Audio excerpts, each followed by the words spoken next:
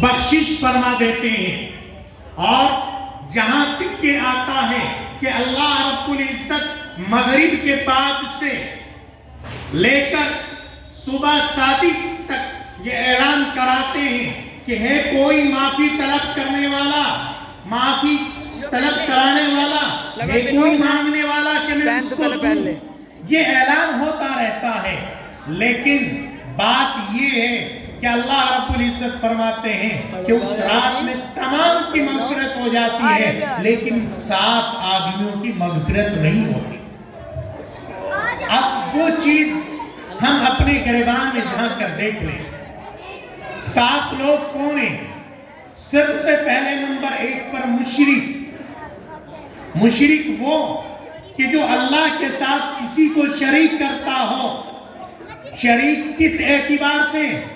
اس اعتبار سے کہ اللہ نے مجھے دولت دی ہے، اللہ نے مجھے مال دیا ہے، اللہ ہی نے مجھے صحت دی ہے، لیکن ہم یہ کہتے ہیں کہ میری طبیعت خراب تھی اور بخار آ رہا تھا، فلاں ڈاکٹر کے پاس گیا، وہاں سے آرام لگ گیا۔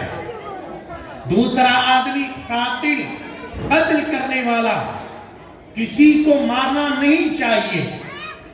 تیسرا آدمی شراب نوشی کرنے والا، جو انسان شراب پیتا ہے اللہ تعالیٰ اس کی مغفرت نہیں کرتے۔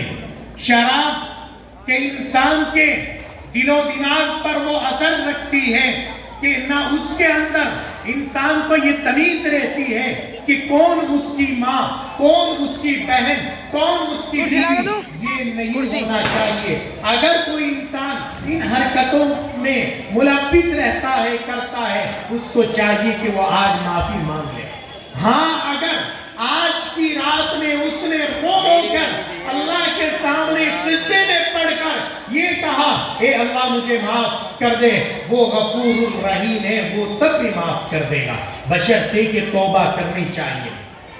ایک وہ آدمی ہے جو اپنے ماں باپ کا نافرمان ہو۔ آج دیکھ لینا، ماں باپ کی نافرمانی کرنے والے انسان ہر جگہ موجود ہیں۔ ماں باپ کی نافرمانی کرنا یہ نہیں ہے کہ آپ نے ان کو مار دیا ہو۔ آج انسان موبائل لے کر اپنے روم میں پڑا رہتا ہے، بوڑھی ماں، بوڑھا باپ بیماری کی حالت میں اپنے ان معصوم بچوں کو للکارتے رہتے ہیں کہ آؤ میرے ساتھ آ جاؤ، لیکن یہ نوجوان اپنے روم میں بیٹھ کر، اپنے روم میں پڑھ کر موبائل میں ملوث رہتا ہے۔ نہ اس کو باپ کی پرواہ رہتی ہے، نہ ماں کی پرواہ رہتی ہے۔ وہ باپ جو صبح سویرے اٹھ کر گلیوں در گلیوں نہ جانے کہاں کہاں کس کے در پر جا کر دستک دیتا ہے، اور دستک دینے کے بعد پھر مزدوری کر کے لاتا ہے، پیسہ لے کر آتا ہے، اسی پیسے کے ذریعے سے یہ تمہارے پیٹ کو پالتا ہے۔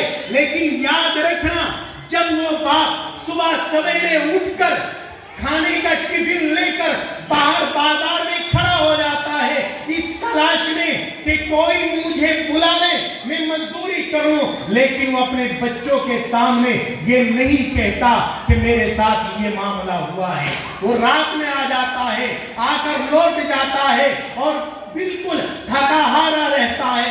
ہائے رے نوجوان، تو اپنی موبائل میں لگا رہتا ہے، کبھی ایسا نہیں کرتا کہ تھوڑی دیر اپنی ماں کے پاس بیٹھ کر ان کے پاؤں دبا دے۔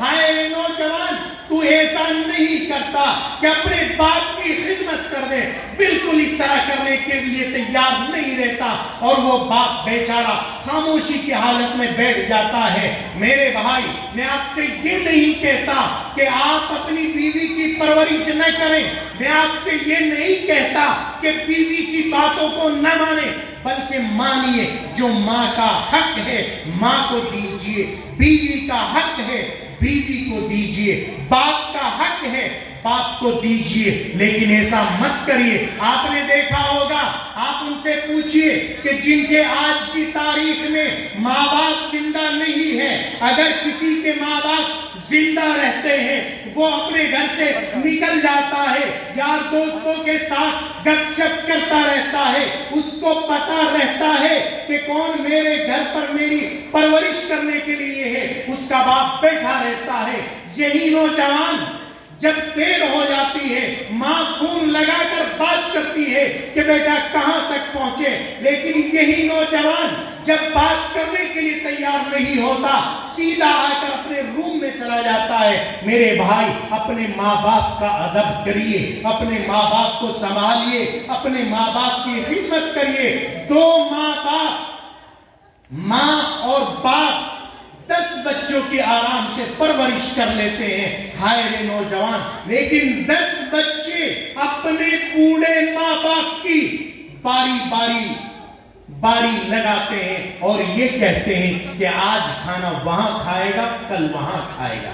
میرے بھائی، ان تمام چیزوں کو آج آپ سوچئے۔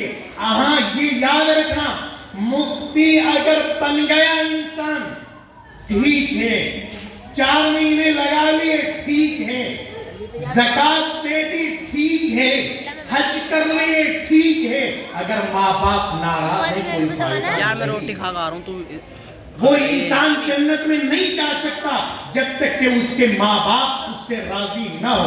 آج اگر اس کے ماں باپ اس دنیا کے اندر ہیں تو اپنے ماں باپ کے پاس جا کر ان کے پاس بیٹھ کر ان سے بخشش کرا لے اور یہ کہیں کہ امی ابو ہمیں معاف کر دو۔ جن کے دنیا سے چلے گئے وہ آج ہی یہ طے کر لیں کہ انشاءاللہ العزیز میں یہ کام کروں گا، ایصال ثواب کر کر اپنے ماں باپ کی مغفرت کراؤں گا انشاءاللہ۔ کرائیں گے انشاءاللہ۔ یاد رکھنا، آج کا نافرمان بیٹا کل کا پریشان باپ ضرور بنے گا۔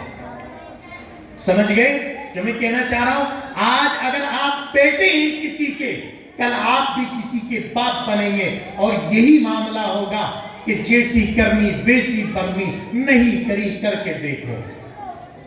ماں باپ کی عزت کرنا سیکھو۔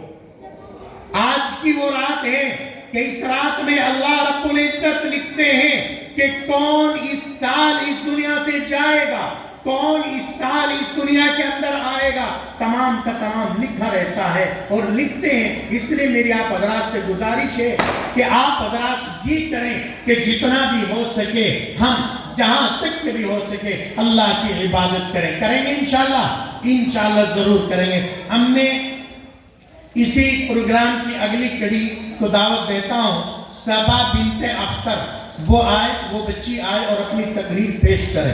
صبا بنت اختر۔